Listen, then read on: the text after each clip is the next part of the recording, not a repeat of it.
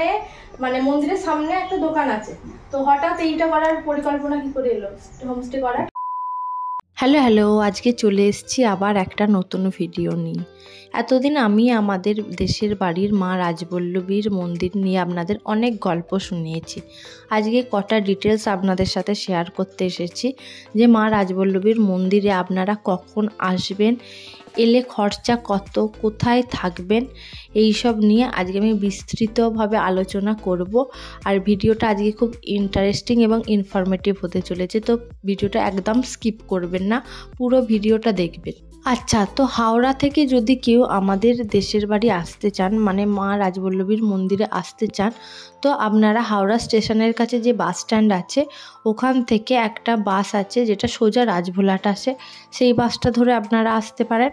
অথবা কেউ যদি কলকাতা থেকে এখানে আসতে চান তো হাওড়া স্টেশন থেকে হরিপাল স্টেশনে নামবেন, ওখান থেকে টেকারও আসে, অটো ভায়া হয়েও আসে, মানে ভেঙে ভেঙেও আসে, বা আপনি অটো একদম ডাইরেক্ট রিজার্ভ করে নিতে পারেন। তার জন্য 300 টাকা আপনাকে যাওয়ার সময় খরচা করতে হবে আর 300 টাকা আসার সময় খরচা করতে হবে, টোটাল আপনার 600 টাকা খরচা পড়বে। আর আরামবাগ থেকে যদি কেউ আসেন তাদের ক্ষেত্রেও একই জিনিস, হরিপাল স্টেশনে নামবেন, নয় টেকারে আসবেন, নয়তো অটো ভাড়া করে ডাইরেক্ট আপনি মায়ের মন্দিরে আসতে পারেন। যে কোনো কাউকে বলবেন যে মা রাজবল্লভীর মন্দিরে যাব, যে কোনো অটোওয়ালা আপনাকে নিয়ে চলে আসবে, কোনো অসুবিধা হবে না আপনার আসতে। আপনারা কেউ যদি এসে মায়ের মন্দিরে ভোগ খেতে চান, যদি আমরা ভোগটাকে ঘাঁটা বলে থাকি, তো ওই ঘাঁটাটা আপনাদের খেতে হলে এখানে দুপুর 1:30 থেকে 2:20 মধ্যে অবশ্যই কিন্তু ঢুকতে হবে। এই টাইমিংটা একটু মাথায় রেখে আসবেন, কারণ এরপর এলে আপনি আর খাবার পাবেন না। আর আপনাকে খাওয়ার জন্য 30 টাকা দিয়ে একটা টিকিট কাটতে হয়। টোটাল 1000 জন মানুষ এখানে খেতে পারে, আর 1000-এর বেশি হয়ে গেলে এখানে আর কোনো খাবার দেয়া হয় না, আপনাকে ব্যাক করে যেতে হবে, নয় এখানে স্টে করে যেতে হবে। কোথায় স্টে করতে হবে সেটা আমি আপনাদেরকে বলেই দেবো, কোথায় থাকবেন, কিভাবে থাকবেন, কত ডেট, সেটা আমি আস্তে আস্তে পুরোটা আপনাদেরকে বলে দেবো। আপনারা যদি প্রথম থেকে আমার ভিডিওগুলো দেখে থাকেন তো আমি এর আগে অনেকবার আমাদের ছোট্ট একটা গ্রাম রাজভোলাটের গল্প এবং মা রাজবল্লভীর গল্প অনেকবার বলেছি। আমাদের মায়ের বাড়ির প্রসাদের মধ্যে সবথেকে উল্লেখযোগ্য হচ্ছে ঘাঁটা, যেটা মেন আমরা ছোটোবেলা থেকে খেয়ে আসছি। বিশেষ করে আমাদের বাড়ির লোক তো এইটা ভীষণভাবে মানে, যে আমাদের ঘাঁটাটা না মানে সব সবজি এবং মাছ ডবগা সেদ্ধ করা হয়। ওটা যখন রান্নাটা মানে পিতলের হাঁড়িতে করা হয়, রান্নাটা যখন নামানো হয় তার ওপর দিয়ে একটু সামান্য জিরের তেল ছড়িয়ে দেওয়া হয়, মানে গোটা সেদ্ধ আমরা যেরকম করি ব্যাপারটা একই, ওইভাবেই করা হয় ঘাঁটাটা। আর আপনাদের সবার কাছে আমার একটা ছোট্ট রিকোয়েস্ট বলতে পারেন, সেটা হচ্ছে ঘাঁটাটা যখন আপনারা খাবেন, এই ঘাঁটা প্রসাদটা কারুর আপনাদের ভালো লাগতেও পারে, আবার কারুর ভালো নাও লাগতে পারে, কারণ আমাদের সকলের তো টেস্ট বাডস সমান নয়। সেরাম হয় আপনারা এই ঘাঁটা প্রসাদটা পরিমাণে কম নেবেন, সামান্য পরিমাণ খাবেন, কিন্তু এই প্রসাদটা খাওয়ার সময় কোনো কুমন্তব্য করবেন না প্রসাদটাকে নিয়ে, কারণ আমি নিজের চোখে দেখেছি এই ঘাঁটা প্রসাদকে নিয়ে কেউ কুমন্তব্য করেছে, পরে সে এতটাই অসুস্থ হয়ে পড়েছে যে মায়ের কাছে এসে তাকে আবার মাকে প্রসন্ন করে মায়ের এই ঘাঁটা প্রসাদ খেয়ে তবে সে সুস্থ হয়েছে। আমাদের মায়ের মন্দিরে যে সন্ধ্যা আরতি হয় সেটার সময় হচ্ছে শীতকালে আপনি যদি যান সন্ধ্যা 7টা, আর গরমকালে রাত 8টা থেকে সন্ধ্যা আরতিটা হয়। আরতির পর লুচি, সন্দেশ আর ছানা প্রত্যেকটা মানুষকে প্রসাদ হিসেবে দেওয়া হয়। আর মন্দিরের সামনেই এই যে পুকুরটা আপনারা দেখছেন, আমি ছোটোবেলা থেকে জেঠু, বাবা, দাদু এদের কাছ থেকে শুনে আসছি মা নাকি স্বয়ং রোজ ভোরবেলায় এই পুকুরে স্নান করতে নামেন। আমরা শুনেছি নাকি ভোর 5টা, 5:30টায় মা স্বয়ং এই পুকুরে চান করতে নামেন, যে কারণে কোনো পথিক বা কোনো গাড়ি চালক যদি রাস্তা দিয়েই যায় কোনো দিন এই পুকুরটার দিকে ফিরেও তাকায় না। আর এই পুকুরে সকাল 5টা, 5:30 এরকম বহু মানুষ আছে যারা নুপুরের আওয়াজ পেয়েছে, পায়ের ছাপ পেয়েছে। এইগুলো সবই আমাদের শোনা কথা, আমার নিজের ব্যক্তিগতভাবে কোনোদিন অভিজ্ঞতা হয়নি। আমি যেটুকু শুনেছি সেটুকু আপনাদের সাথে শেয়ার করলাম। যারা আমার প্রথম দিকের ভিডিও দেখেছেন রাজভোলাটের বা মা রাজবল্লভীর মন্দির নিয়ে আমি যে ভিডিওগুলো বানিয়েছি, আপনারা যদি দেখে থাকেন তো আপনারা জানবেন যে মা রাজবল্লভী মন্দিরের সামনে যে দোকানগুলো আছে সেগুলো সমস্তই আমার কাকা জ্যাঠার দোকান। আর এই সোনার তরী দোকানটা আমার নিজের জেঠুর। আমার জেঠু একটা ছোট্ট হোমস্টে খুলেছে এখানে আসা সমস্ত ভক্তদের জন্য, কারণ এরম অনেক মানুষ আছেন যারা মা রাজবল্লভীকে অনেক দূর থেকে দেখতে আসেন কিন্তু ভোগ পান না বা দর্শন করতে পারেন না, হতাশ হয়ে ফিরে যান। তো আপনারা চাইলেই এই হোমস্টেতে থাকতে পারেন এবং ভাড়া ভীষণ রিজনেবল। আমি সমস্ত ডিটেলস আপনাদের সাথে এখন শেয়ার করব। আমার জেঠু 2 BHK একটা ছোট্ট হোমস্টে খুলেছে। তো এই হোমস্টের মধ্যে আপনি 2টো বেডরুম পেয়ে যাবেন, একটা বাথরুম পেয়ে যাবেন, একটা কিচেন পেয়ে যাবেন, আর সামনে একটা এরকম ছোট্ট ব্যালকনির মতো আছে। এখানে বসে আপনি প্রাকৃতিক দৃশ্য উপভোগ করতে পারেন।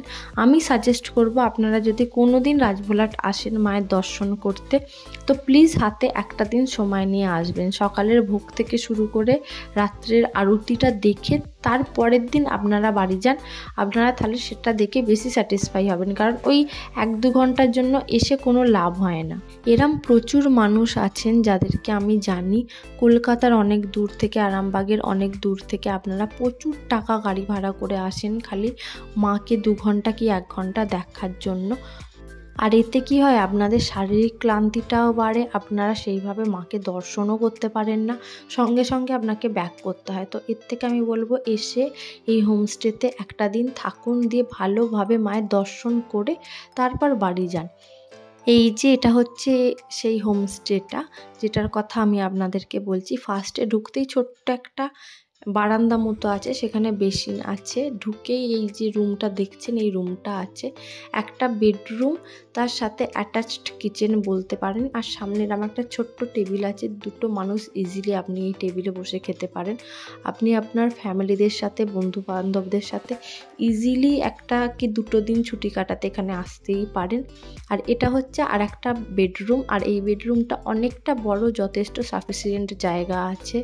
আপনারা চাইলে ইজিলি এখানে 2-3 দিন থেকে রেস্ট নিয়ে তারপর যেতে পারেন।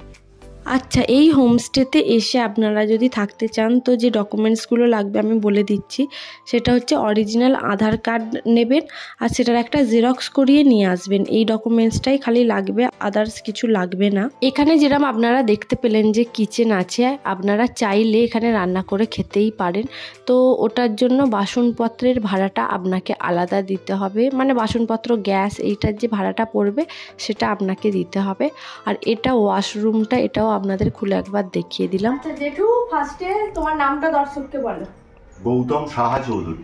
আচ্ছা, তোমার তো এখানে মানে মন্দিরের সামনে একটা দোকান আছে, তো হঠাৎ এইটা করার পরিকল্পনা কি করে এলো, হোমস্টে করার? এটা পরিকল্পনা বলতে অনেক মানুষজন আসছে মন্দিরে পুজো দিতে, রাত্রিবেলা যে মায়ের আরতি হয় এই আরতিটা দেখার ক্ষেত্রে তাদের একটু অসুবিধা হয়ে যায়।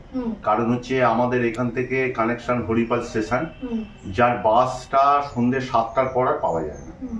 তো এই অসুবিধার সম্মুখীন লোকেরা হতো, সেইটা থেকেই পরিকল্পনা নিলাম যে যদি একটা ছোটখাটো ওইভাবে করা যায়, রাত্রিবেলা কই যদি থেকে গেল, মানে ট্রান্সপোর্টের অভাবে তারা থাকার জায়গা পায় না, ওই জন্য তুমি এটা একটা পরিকল্পনা নিয়েছো। আচ্ছা, তো তোমার এখানে যদি কেউ কলকাতা থেকে আসে তাহলে সে কিভাবে আসবে? কলকাতা থেকে হাওড়া থেকে ডাইরেক্ট বাস আছে রাজভোলাট, আর তা না হলে তারকেশ্বর লাইনে হরিপাল স্টেশনে নামতে হবে, হরিপাল থেকে নেবে ট্রেকার বা বাস। আচ্ছা, নয়তো অটো ভাড়া করে, নাহলে অটো ভাড়া করে। হ্যাঁ, অটো ভাড়া ডাইরেক্ট এখানে আসে, মা রাজবল্লভীর মন্দির বললেই দেখিয়ে দেবে। তোমার ফোন নাম্বারটা একবার বলে দাও। 9749428656। আর এই পুরো প্রপার্টিটা তুমি রেট কত রেখেছো? পুরো প্রপার্টিটার রেট হচ্ছে 12 ঘন্টার জন্য 800 টাকা। 800 টাকা 800 টাকা ইনক্লুডিং খাবার? না, খাবারটা এখানে যে সব হোম সার্ভিস চালু আছে তাদেরকে বলে দিই, তারা এখানে পৌঁছে দিয়ে চলে যায়। আচ্ছা, আর কেউ যদি চায় নিজে রান্না করেও খেতে পারে? আর বাসনপত্র তার জন্য? সেগুলো দিয়ে দেওয়া হয়, আছে, অ্যারেঞ্জ আছে। আচ্ছা, ঠিক আছে। আচ্ছা, তো এখানে একটা কথা আমি আপনাদেরকে ক্লিয়ার করে দিই। এই যে পুরো প্রপার্টিটা দেখছেন, পুরো জায়গাটার রেট হচ্ছে কিন্তু 800 টাকা। এই 800 টাকায় আপনারা 4-5 জন এসে থাকতে পারবেন 12 ঘন্টার জন্য।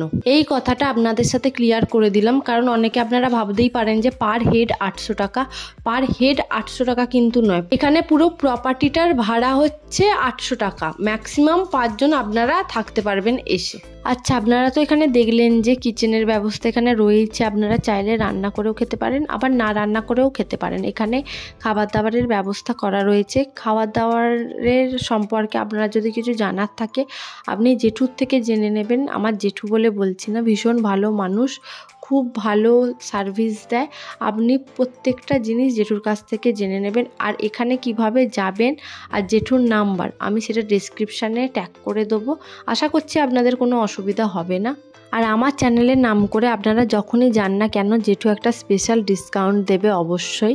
আর আপনারা যদি কেউ রাজবলহাটের হিস্ট্রি সম্বন্ধে জানতে চান, যে রাজবলহাটের আগে কি নাম ছিল, রাজবল্লভী মায়ের প্রতিষ্ঠা এখানে কিভাবে হয়েছে, তো আমার জেঠুর দোকানেই একটা বই পাওয়া যায়, সেটা বিস্তৃত লেখা আছে, পুরো গল্পটা লেখা আছে বইটা। আপনি চাইলে সেটা কিনেও পড়তে পারেন, ওটা বেশি ভালোভাবে লেখা আছে হিস্ট্রিটা।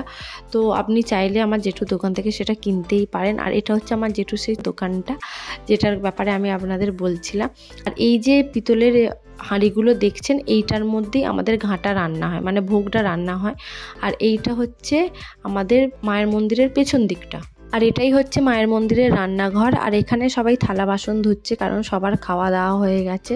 1000টা লোকের থালা বাসন ধুয়ে দিচ্ছে। আর এই যে দালানটা দেখছেন, এখানে বসেই আমাদের মায়ের যে ঘাঁটার ভোগটা সেটা সবাইকে খাওয়ানো হয়। এটাও আপাতত ধুয়ে নিয়েছে, যেহেতু সবার খাওয়া দাওয়া কমপ্লিট, একদম পরিষ্কার করে দিয়েছে।